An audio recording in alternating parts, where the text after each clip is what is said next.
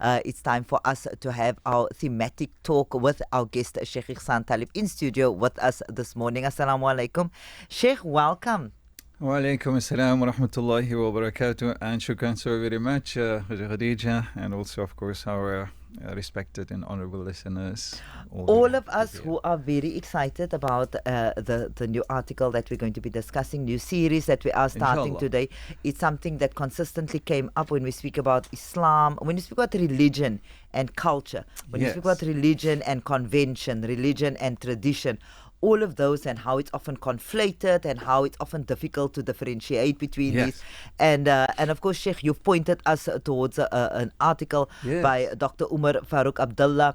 And I was just saying to Sheikh off air now, as I started reading it, it was just so much of what we've discussed previously that comes together. If I may take the liberty, Sheikh, of reading the first few lines. Bismillah. اخذتي التجويد شكني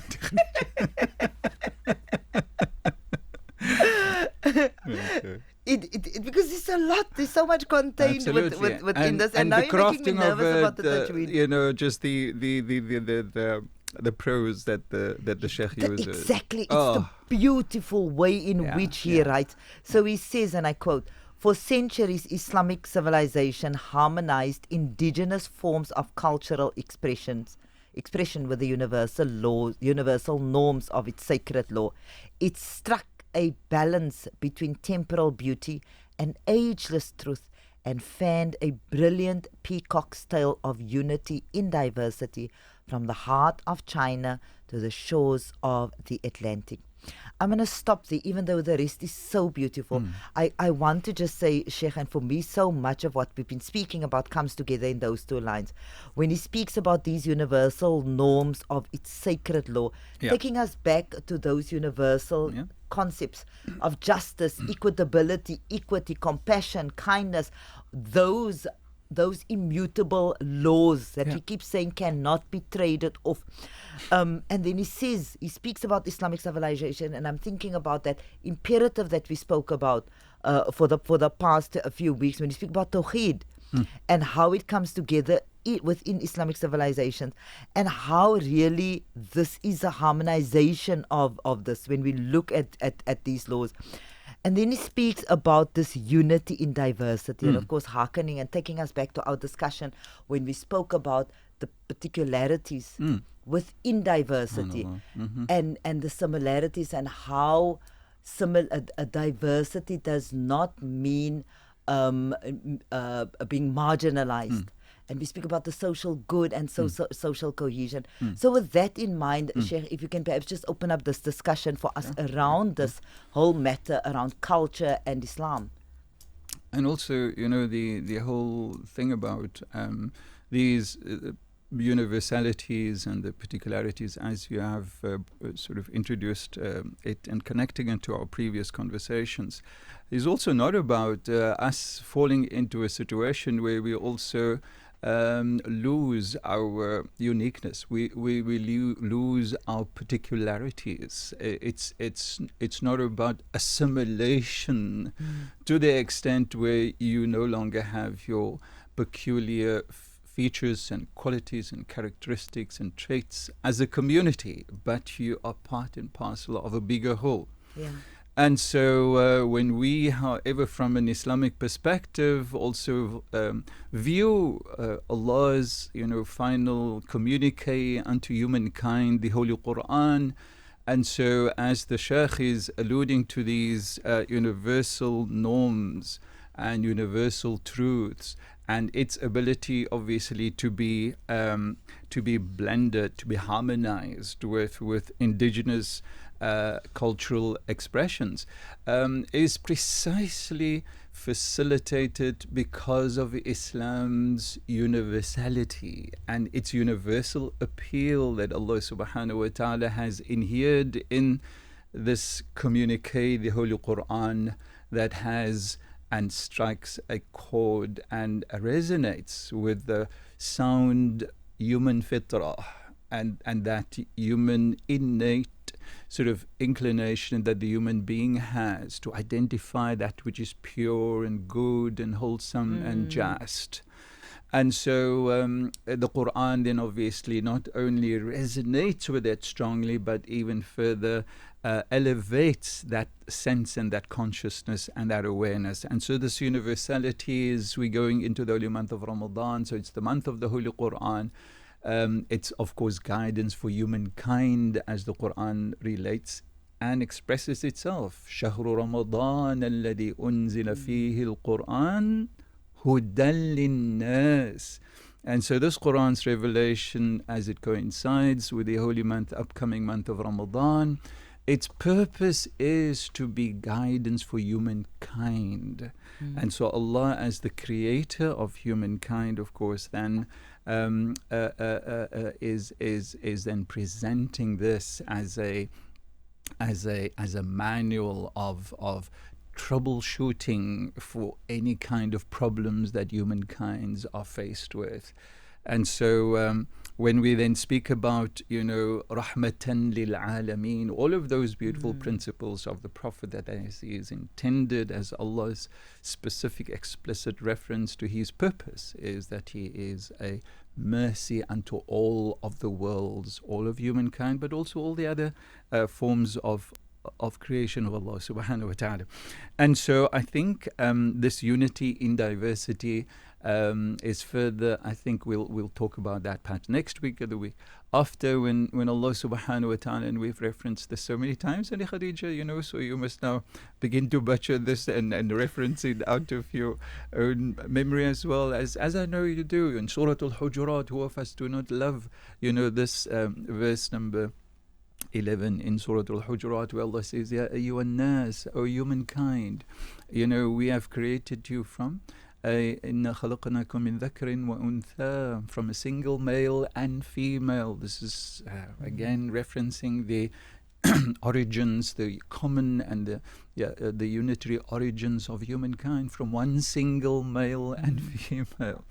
And then Allah says, وَجَعَلْنَاكُمْ شُعُوبًا وَقَبَائِلًا, we have created you into different nations and into different tribes, and all of those expressions and manifestations of diversity of the human being. And many other verses, Allah actually refers to these as his signs to be reflected upon. And so in Surah Al-Rum, Allah says, وَمِنْ آيَاتِهِ خَلْقُ السَّمَاوَاتِ وَالْأَرْضِ. Yes, of the great signs of Allah are the creation of the heavens and the earths, which Allah in the Holy Quran calls upon the reader forever to wonder and marvel and look deeply into the secrets of its constructions and all of that, right? But then he also says, وَاخْتِلَافُ أَلْسِنَتِكُمْ وَأَلْوَانِكُم, that also of the great signs of Allah are the diversities in your tongues and the diversities in your alwan, in other words, your complexions, etc., etc.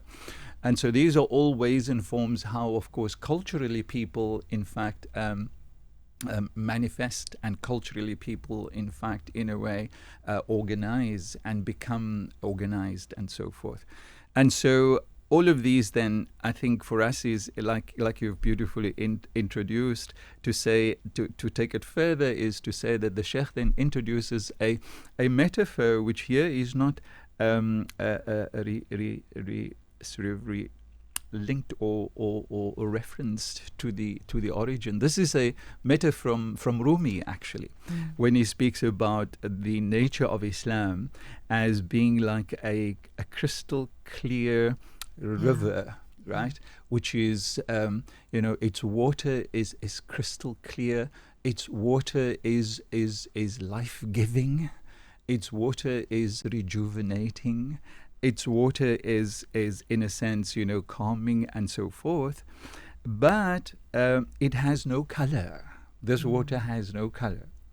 And depending at which part of this the river that may cut across countries, even sometimes continents, depending on where you encounter this river, it will have a different appearance, because what you will see is the underlying bedrock that is representative of the peculiar indigenous cultures which the water, which is Islam, flows over.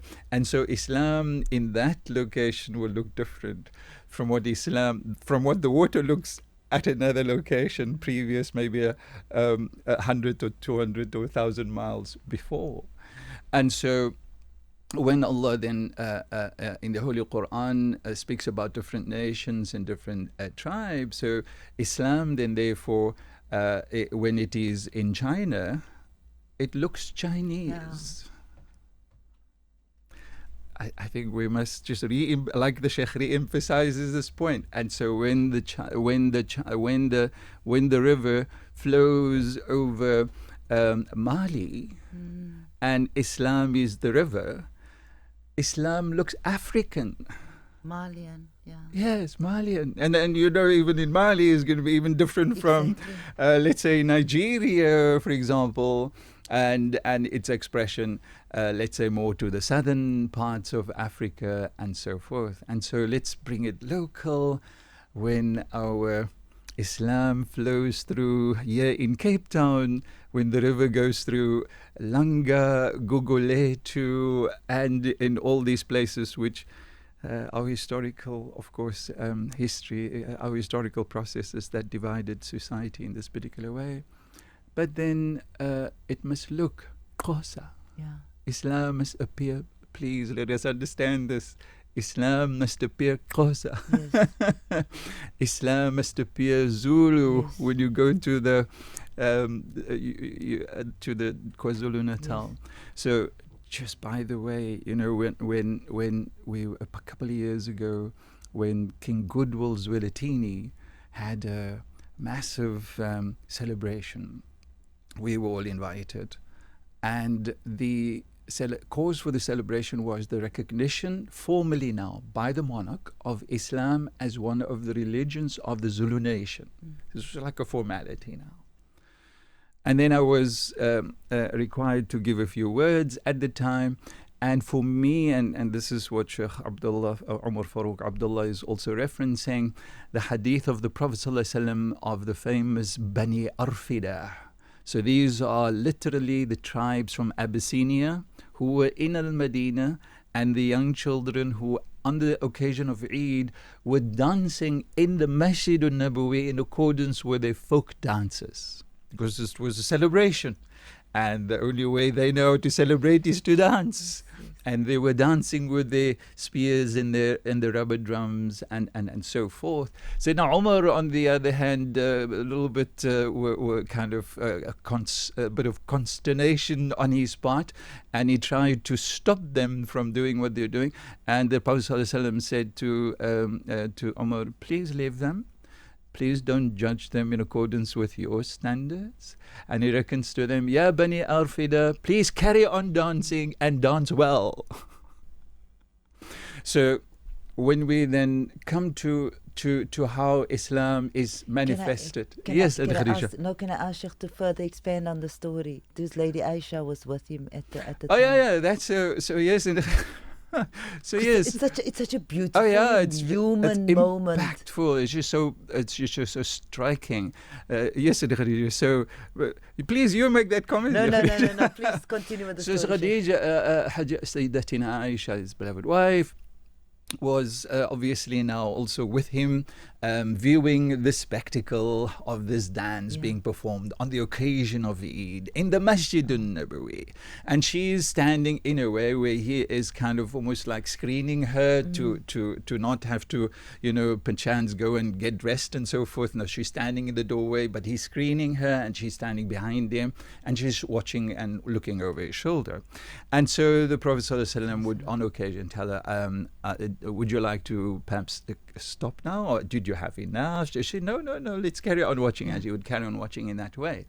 And so the Nabi Sallallahu Alaihi Wasallam had that also special sort of, demeanor of wanting to satisfy her own sense of enjoyment and pleasure that she derives out of this. But yeah, so obviously lots of messages and lessons also to be. And he picked her up. And that's why I said you must look at that, and you picked up to do that. I just think it's such a beautifully human story, because then apparently he picked her up because her view was slightly obscured. Yes. And so he lifted her, and so she could watch him clearer. And it is said, and I'm looking at this article also, when he says, where the author says, and her cheek was pressing against his. Yes. And as she was watching, and as they both derived so much enjoyment from this ritual, this cultural practice. Cultural practice, which comes from Abyssinia in the Arabian Peninsula. Prophet ﷺ having a profound sense of respect and appreciation for cultural diversity, which our more stern Sayyidina Umar was not attuned to be able to appreciate yet at that moment in time. And the Prophet ﷺ said, appreciate these. This is cultural diversity. Don't view them in accordance with your stern and staid type of outlook from a cultural perspective. But then also showing how something like that, a ritual like that, could strengthen the bond, the marital bond, and how as a couple you could derive enjoyment from watching this. So that whole story it's so human. Correct. And for us to and Sheikh, I know whenever we talk, and I would love for you to continue whenever we talk, but part of what we've so I think beautifully driven home these past few weeks is how these are not just concepts in the realm of the theoretical. We see how it's enacted. Allah. No, 100%. So, yes, again, from a perspective of the humaneness of the Prophet, and the consciousness and the awareness and the empathy of the Prophet ﷺ that he shows. So, when we speak about him being the best toward his family, this is like a vivid illustration of a principle. So most definitely. And so that is part of Islamic culture, and that's universal, as opposed to certain cultures who want to go against the nature of the fitrah of the human being, of wanting to almost regulate and control the nature and the scope of the relationship, the natural love and the expression of natural love between husband and wife. Of course, in sound ways, which would be culturally, aesthetically, approved and acceptable, especially in the Deen of Islam.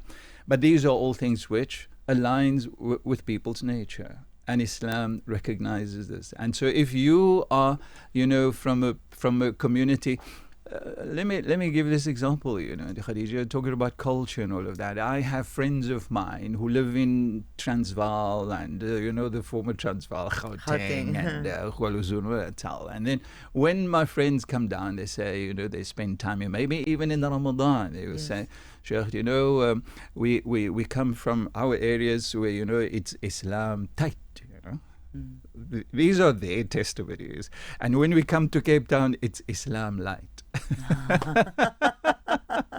So, I mean, that is precisely what we're talking about here. We're talking about your cultural upbringing, your norms and your customs, etc., is what informs how Islam expresses itself there. But is that normative? Is that from the Quran? Is that from the Sunnah? Yeah.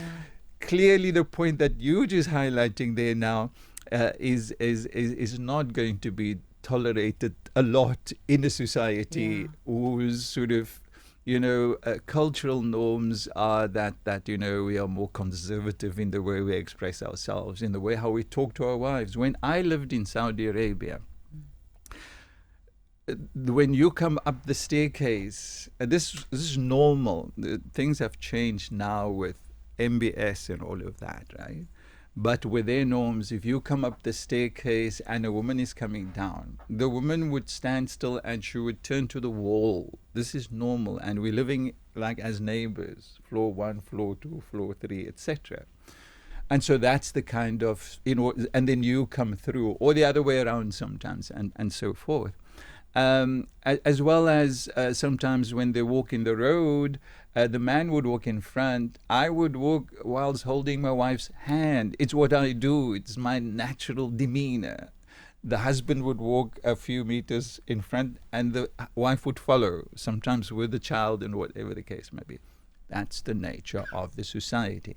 That's not normative sort of Islamic principles. The Prophet ﷺ used to walk, and in one hadith, the Nabi ﷺ walked with Safiya hand in hand, and it was dark. And one of the Sahaba came across them incidentally, but he hurriedly turned around and walked away. And the Prophet ﷺ called him back. And he said to him, I just want you to know that this is Safiya, my wife, walking here with me, whom I'm walking hand in hand. So the Prophet just wanted to clarify that situation as well, in case somebody may have had a satanic whisper that comes through his mind at that moment in time. But that was his demeanor. That's how I walk. That's not how my friends who lived in Saudi Arabia at the time when I lived there did things. Right, and so forth. And Khadija, I think that also just sort of demonstrates the point. But I think with implicit within what you're saying, Sheikh, I suppose we can raise the question around how important is it for us, that we understand that cultures and cultural practices differ.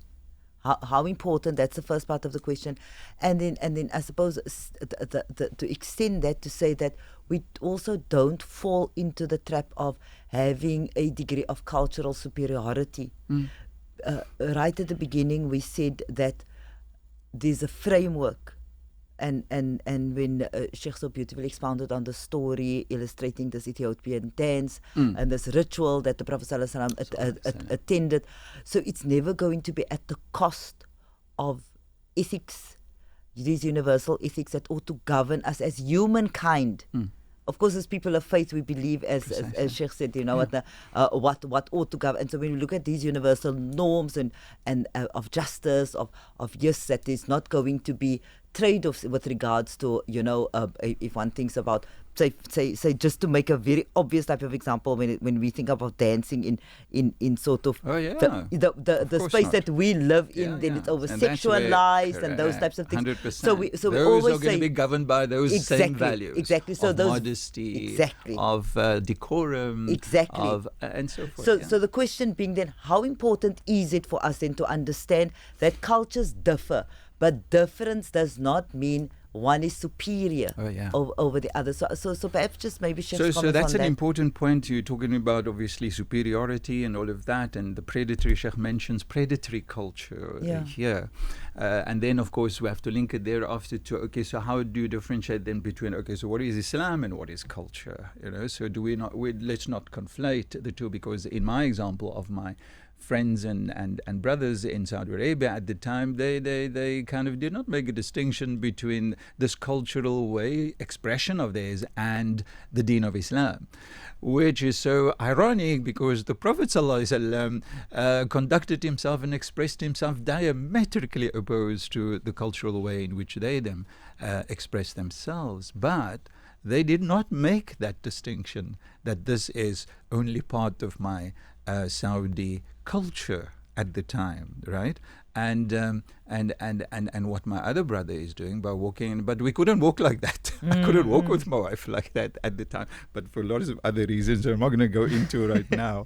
So shall we go back? I mean, given what Sheikh is saying now, shall we go back to before we get to the superiority and the predatory sort of manifestations thereof? Shall we go back and expound a little bit on the actual concept of culture and what culture is? So the culture that Islam obviously promotes to be recognized from this universal values perspective of honor and dignity for every human being. لَقَدْ كَرَّمْنَا بَنِي آدَمَ is one of the universals of Islam, is that Allah has inhered each and every single human being in them the foundations of human dignity. So that will preclude any person from looking at someone else, and Allah forbid, looking at somebody else's culture in a way that is wrong, right? So when we therefore say that this universality then allows for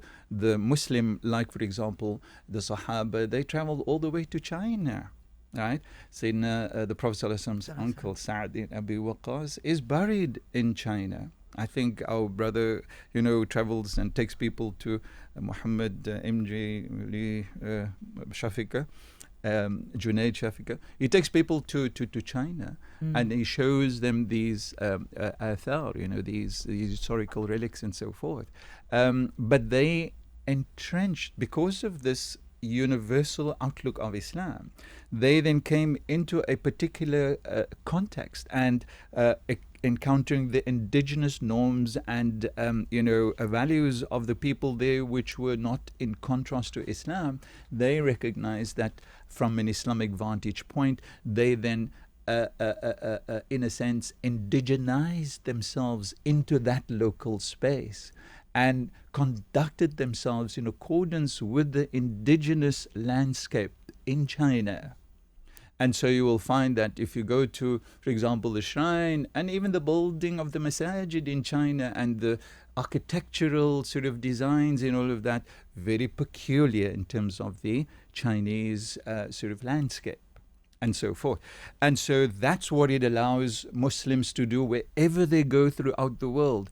The way in which we view culture allows us then to adopt and to almost in a sense also settle and settle not only superficially but also establishing our roots in a very deep way in every society, so that we know that we have to obviously make a contribution to the development of society, and we're part and parcel of the society.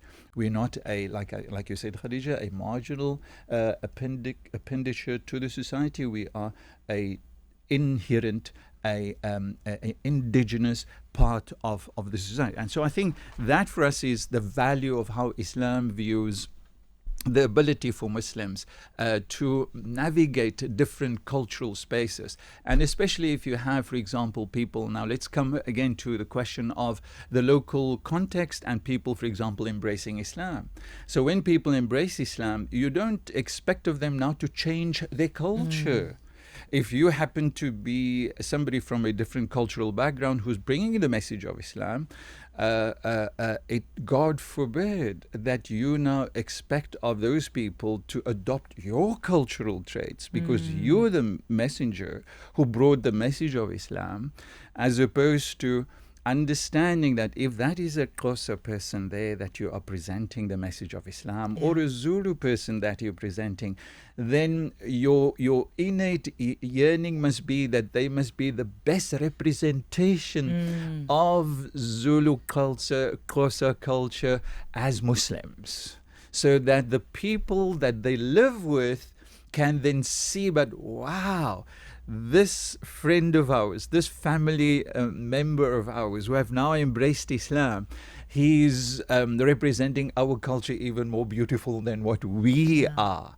And this must be what Islam is, teaching him. And so therefore, as opposed to when our brothers here in Kuguletu and in Nyanga, the understanding is that when they embraced Islam, they must begin to, and more particularly in the north of our country, they must begin to wear kurtas and things. They must begin to wear thobes and things.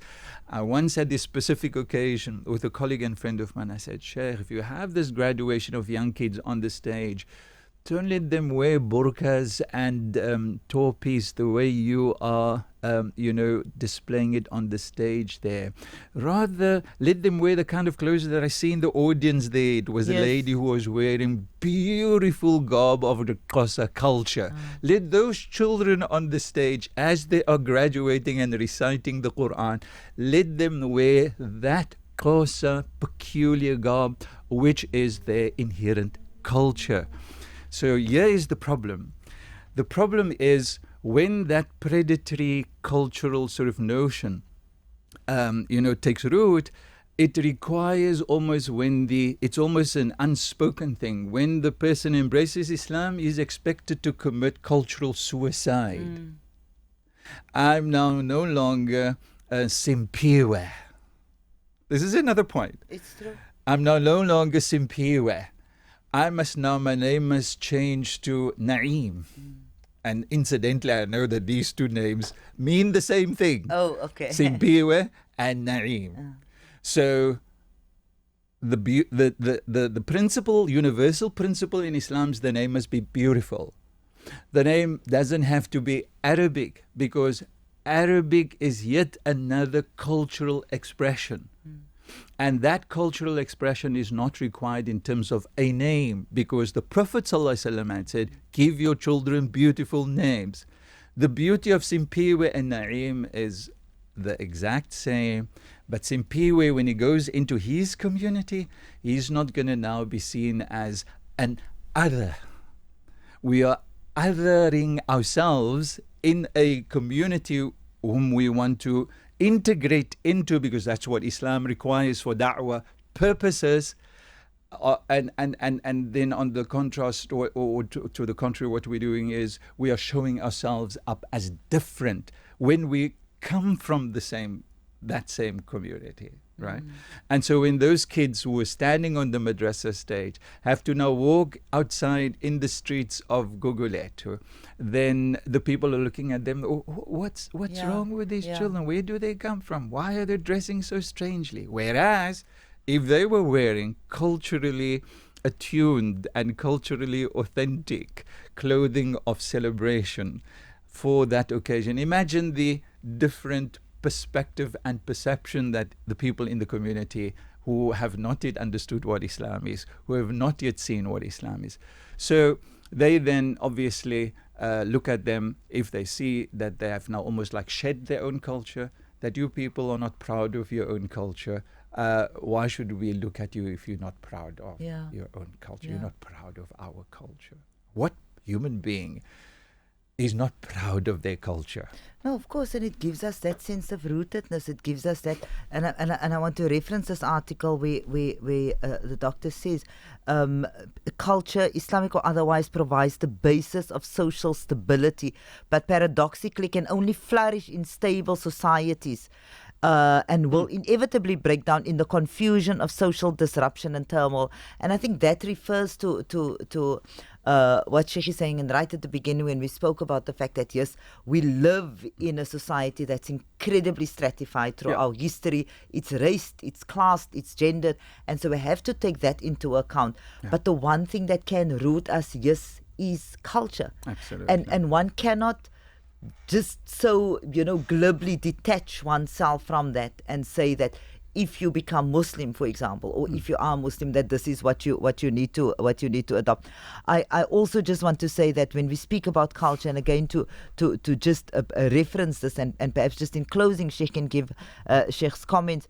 When we speak about culture, and I quote, referring to the entire integrated pattern of human behavior, and is immeasurably broader than its highest expression. So this is, end quote. This is huge if one thinks about the entire integrated pattern of human behavior. So we think about from the time that we are born 100%. until the day we close our eyes, how 100%. much of what we express and how we perform and how we behave is culturally embedded. Absolutely. And inshallah, next session we will elaborate more on that in the Khadija, in terms of what is culture per se, and its expressions. It's, as you are saying, from birth to the moment we die, and everything in between. Professional lives, the way how we conduct ourselves, business, our professions, etc. All of that is part of this culture, of course. And so I think as a closing for me, and Khadija, is the point that I would like to make, is that this point that Sheikh makes about confusion and cultural confusion, which is a time when it becomes difficult for people actually to recognize, their culture, and for that cultural impact or impulse to serve the purpose of stability and serve the purpose of just rooting a person in his identity, right, which is what every human being requires, is precisely one of the methodologies, for example, that the apartheid regime used to dislocate people from their cultures, to dislocate people from their even geographical spaces, and destroy the possibilities for them to almost in a sense regroup and to consolidate their identities as a particular cultural entity, right? And so we can recognize how that was done in the apartheid days, and how we still suffer the consequences of that today. And so if you look at a bit of a positive sort of contrast to that, would be in the reflection of the Muslim community, where it, for example, here in the Cape, held onto certain cultural practices, which afforded us to root ourselves in terms of our identities. And I'm talking about the way in which the Muslim community acculturated Thursday evenings with Haddad as forms of dhikr.